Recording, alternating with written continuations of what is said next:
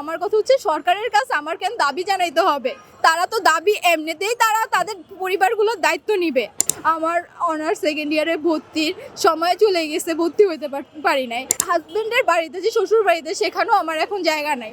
আমার হাজবেন্ডকে ফিরাইয়া দাও আমার ঘরে। যদি ফিরাইয়া দিতে পারো, আমার হাজবেন্ড আমাকে কইরা খাওয়াইতে পারবে। সে যদি আমাকে পান্তা ভাতও খাওয়ায়, তাতেও আমি শান্তি, কারণ তার হাসিটা আমি দেখতে পারবো।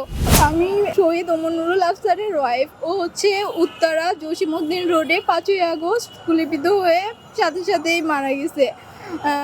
ওর বাড়ি হচ্ছে চট্টগ্রাম বোয়ালখালী জেলাতে। ওকে ওইখানে দাফন করা হয়েছে। এই যে আজকে বিগত 6টা মাস ধরে আমার হাজবেন্ড নাই।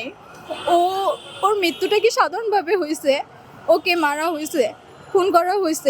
কাদের জন্য ওর জীবনটা চলে গেছে? রাষ্ট্রের জন্য। আজকে রাষ্ট্রের কাছে আমাদের জন্য নাকি দাবি দাবা নিয়ে রাস্তায় নামতে হইতেছে।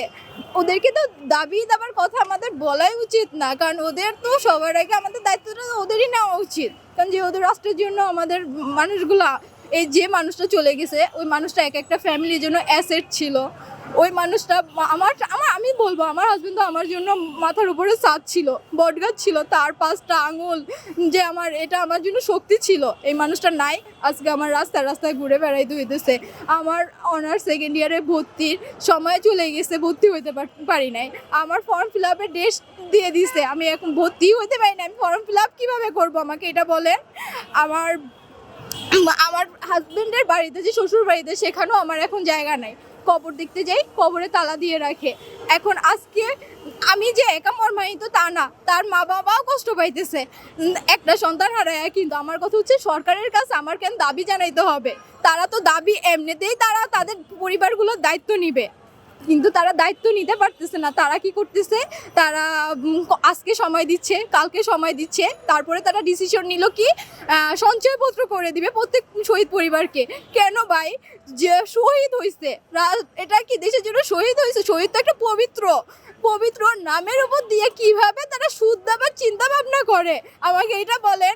আর আমরা কেন আমার হাজবেন্ডের নামের উপর, আমরা কি রাস্তায় কি আমরা কি ভিক্ষা চাচ্ছি? হ্যাঁ, আমাদের হাজবেন্ড, আমার সুদ খাইতেও চাই না, আমরা একটা টাকাও চাই না, আর সহায়তাও চাই না। আমার হাজবেন্ডকে ফিরাইয়া দাও আমার ঘরে। যদি ফিরাইয়া দিতে পারো, আমার হাজবেন্ড আমাকে কইরা খাওয়াইতে পারবে। সে যদি আমাকে পান্তা ভাতও খাওয়ায়, তাতেও আমি শান্তি, কারণ তার হাসিটা আমি দেখতে পারবো।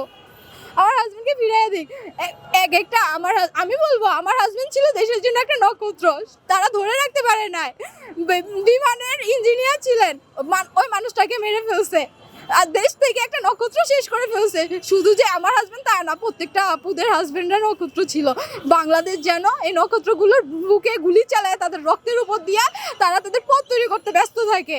যেই আসুক না কেন দলে, সেই যেন এই রক্তের উপর দিয়া তাদের আনন্দ নিতে ব্যস্ত থাকে।